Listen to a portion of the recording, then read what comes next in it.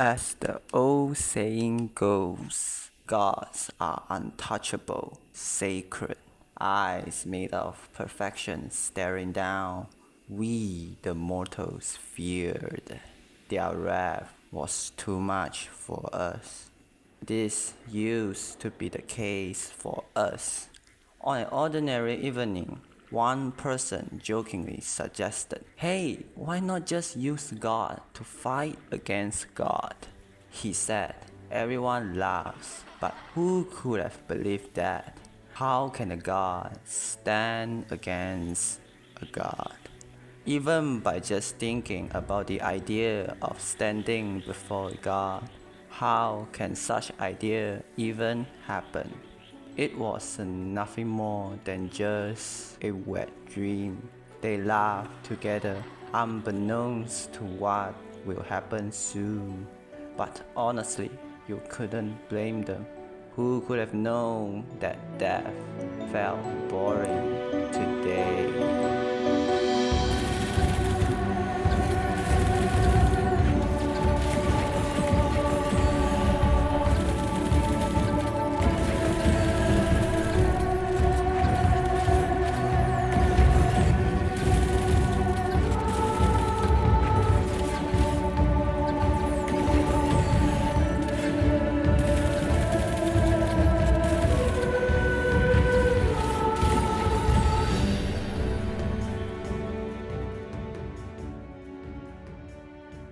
The land was calm today, winds blowing, no noise, nothing. Only a figure standing there hours before his adventure, and he seems to be talking about something.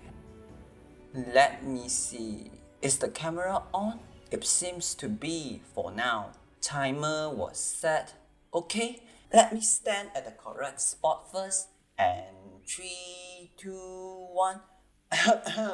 Do you still remember this video of mine about melee afflictions where I did some explanation about this little quote-unquote innocent and balanced arcane, documenting nearly all the synergies that is presented? For today, we will be utilizing the synergies with melee affliction to my advantage, and let's see what can we unpack for today.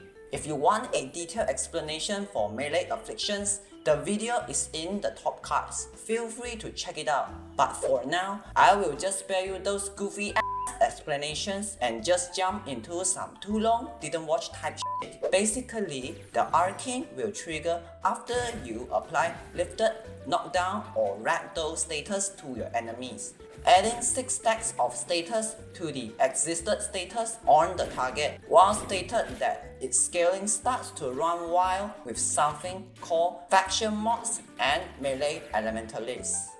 To simplify it for you, basically it is just the way melee afflictions work. This causes something that directly affects status damage like raw and melee elementalists to be consistently reapplied and reapplied, making them dip infinitely. Oh, by the way, since we are mentioning melee elementalists, you better put this into your melee for that funny scaling.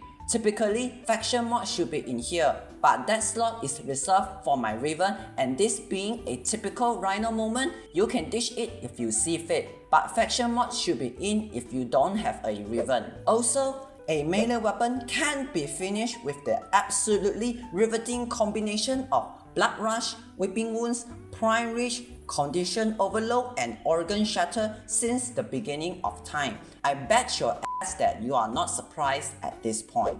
And that left us with one mod slot. What can it be? The answer is Gladiator Rush for the combo duration. That's it. Attack speed wise, we outsource it from our Warframe. With primary dexterity, our combo duration sits at a somehow comfortable duration of 18.5 seconds, enough for me to sustain the 12x for majority of the time. Speaking about primary is not important today, but this cannot be said for our secondary today, the good old Hystrix Prime.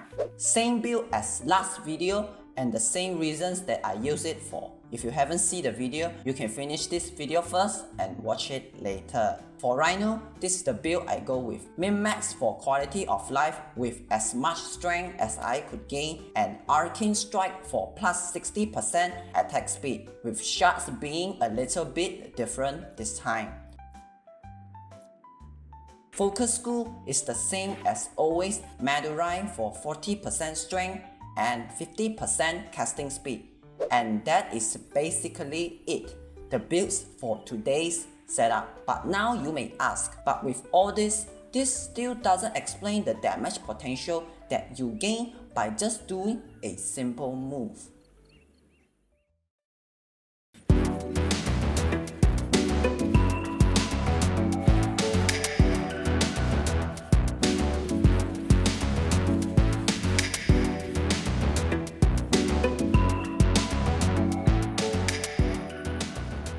If you are not new here, you would probably know how much I like Clashing Forest. Y'all are clueless on how much I love this stance. A move that has spammable lifted that provide insane burst click and can inconsistently headshot, and a final hit that deals 400% damage with knockdown, being one of the highest damage percent per second melee combo in game. Then a move that has a boost that scales with attack speed and headshots very consistently. And lastly, a move that headshots with your leg and then kicks that hits 2 times with 300% damage and procs 2 ragdoll status as well. It is such a good stance that flows very well with melee gameplay as well. You can just, do you notice something? Kicks that hits 2 times with 300% damage and procs 2 ragdoll status. 2 ragdolls. Why is this important, you may ask? A lot of times, a move in the stance can only produce one instance of either 3 status that triggers the arcane, but able to produce 2 is a whole different story due to the way melee afflictions work. Because now the damage ramps twice in a row, the damage difference is utterly massive. And the results, you probably can foresee it already. I think I'm going now. Need to record some footage for this. And so he left, ventured into the unknown. No one knows what he is up to. They could only guess, but they could never know. Gods will fall, but for the ones who dare to stand on its path.